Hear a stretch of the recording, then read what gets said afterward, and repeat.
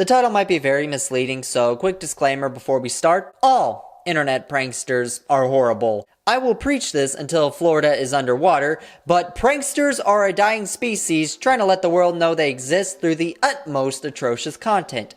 And today, we're about to take a look at one special lobotomite who was recently arrested for trying to poison people as a prank. Now, obviously I'm very tardy to the party, but this needs to be talked about. This is a Class 6 felony, which is a new low for what's viewed as content in this day and age.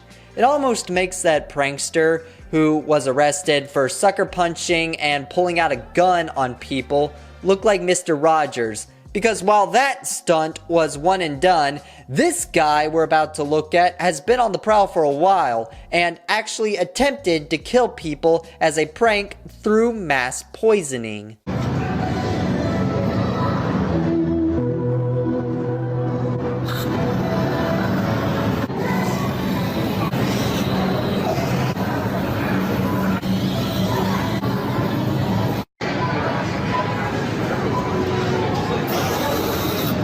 This guy's good. Spraying food with bug spray. What a revolution in the pranking community. Now obviously I don't need to educate y'all why this is bad, but I'm going to anyways. Bug spray isn't a safe thing to be consuming. It's literally poison. Outside of just getting very ill, you could actually die if you consumed any of the food he sprayed. So I want to know who he sold his soul to, cause this is not the behavior of someone who has one. It doesn't take a saint to understand the morality of the situation, which this guy clearly doesn't, as you'll see going forward. In fact, with just a quick look at his Instagram page, you'll see it's nothing but him committing crimes. His Instagram page is like a portfolio that glorifies him torturing others, to which he takes great pride in. This begs another lingering question that needs to be asked. Who watches these videos? Who is his audience? I fail to understand what the content is or how anyone can even be remotely entertained by this. Let's just assume it wasn't bug spray and it was just a mist bottle. Who gives a fuck? There's still no video! He could be using air freshener or fart spray and it would still be about as entertaining as going to the DMV.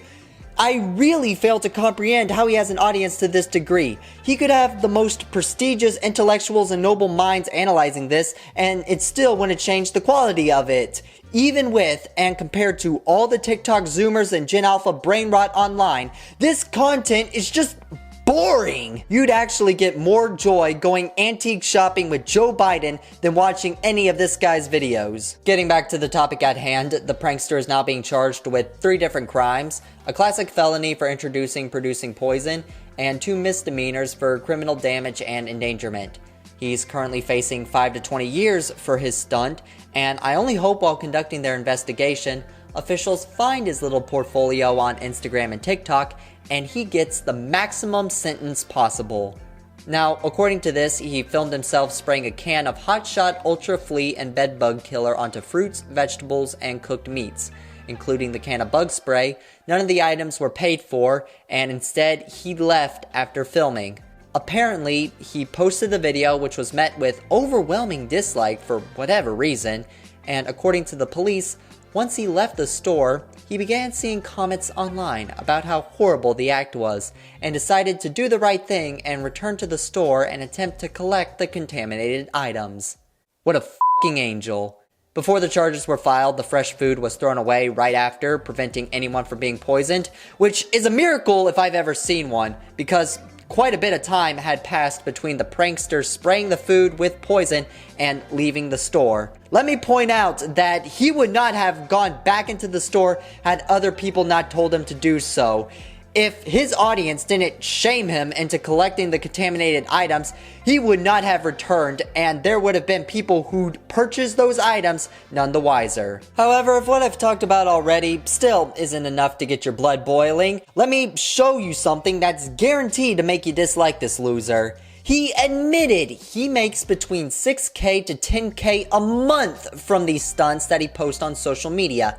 Meaning he's making substantially more than the average person working, which also seems to be the prime target for his content. Let that marinate for a second. Imagine working between 8 to 12 hours, 5 to 7 days a week just to get by, just for this asshole to show up, film you, and make your job even worse, but ends up making more money than you simply from harassing you at your job than you do actually working at your job.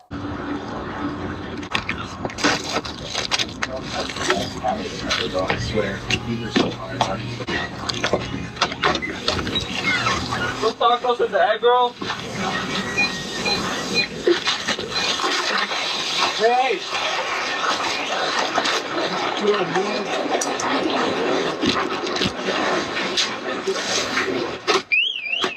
So this was his claim to fame, and if you don't know what happens when you put ice in a deep fryer, well, here's an example.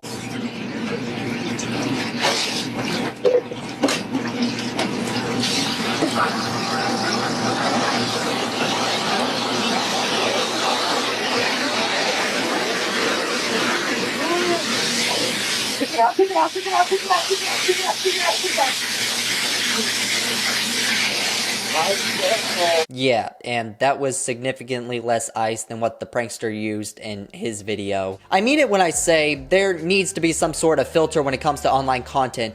Stuff like this should be banished to the back rooms of the internet, never to see the light of day, or at the very least, shouldn't be monetized.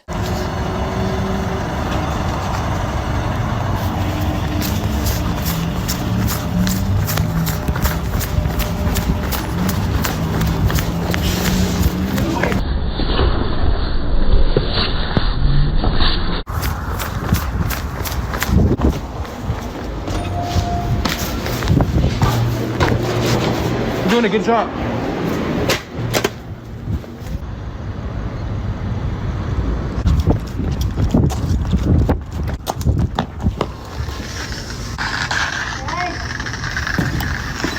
Aforementioned, this is all he does. Harass ordinary people and being a complete nuisance, making life even worse for those just trying to go about their day. His bread and butter for internet content is fast food workers. And I'm sure you know how I feel about people with that mentality. But with this guy in particular, he treats them less than NPCs. He actually treats fast food workers like players treat villagers in Minecraft.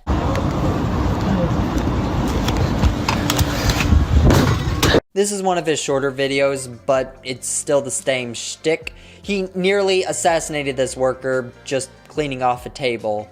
So he jumps off what might have been the roof of the establishment, I'm not really sure, and could have easily landed on his arm, which would have broken it 6 ways to Sunday.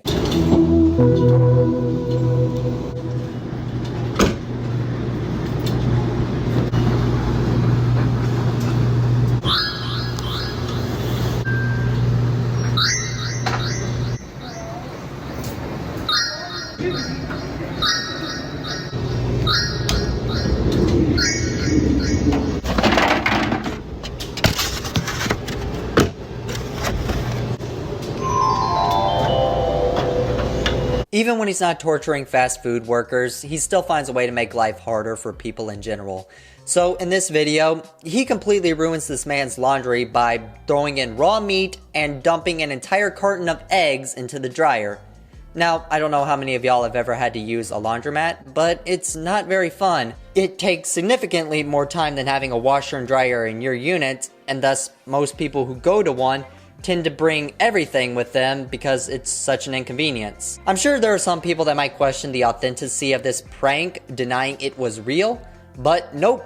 If you look closely, the old guy puts his clothes in washer 19, engages the cycle, then walks away. Then this turd burglar comes in, wastes a perfectly good morning breakfast, and throws it into washer number 19. Though let's just say hypothetically he swapped the loads last second. Even if this wasn't someone else's laundry, he still ruined the machine at the laundromat. I don't need to keep giving this guy attention. You get the idea. There really is no defending this degenerate. His list of crimes and being a complete menace to society surpasses the expertise of even Saul Goodman. I'm glad he was arrested, and hope he gets the book thrown at him, because, for God's sake, his latest prank would have literally killed people. So yeah, I just had to talk about this loser. that's really about it. So,